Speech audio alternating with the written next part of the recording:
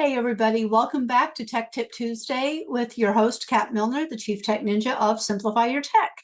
And today we're talking about how to create safe passwords.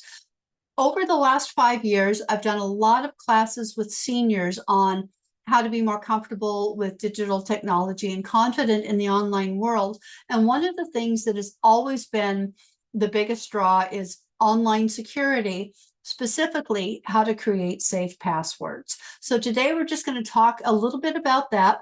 Most of it is just plain common sense. If you just think about it, it's actually fairly simple.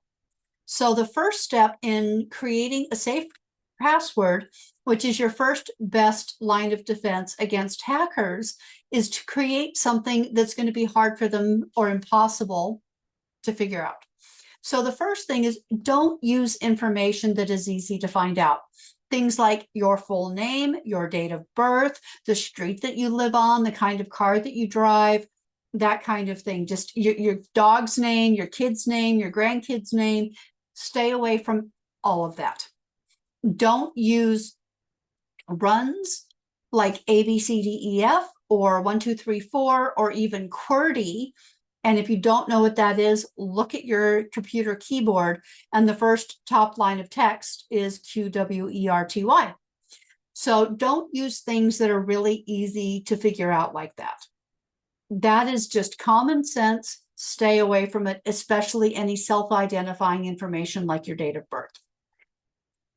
Pass phrases can actually be a great way to set up your passwords.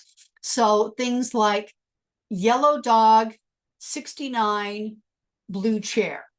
It's random and it doesn't make any sense, but it can be easy for you to remember if it's something that means something to you. So another way of doing a passphrase is take one of your favorite songs and just do the first letter of each word from the first line.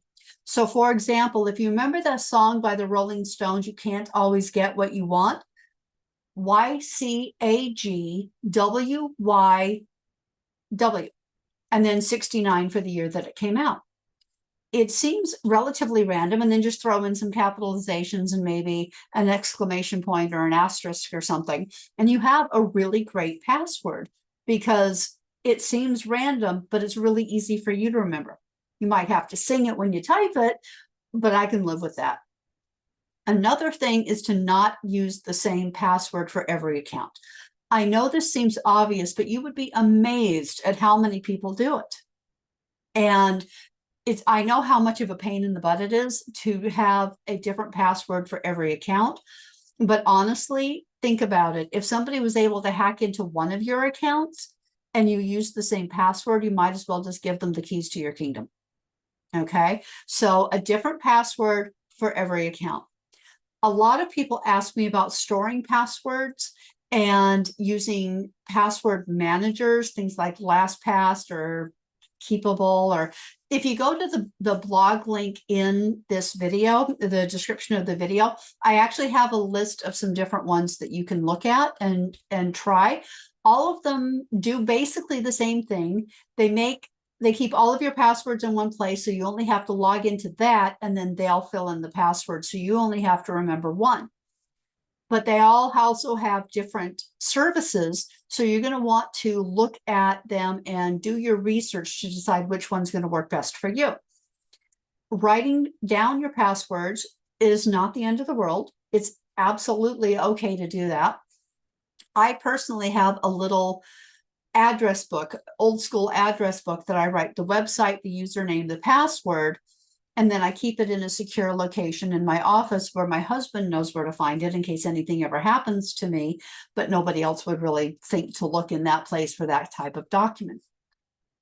And I have had a number of older clients that take a piece of paper and write everything down, all the websites, usernames, passwords on one page.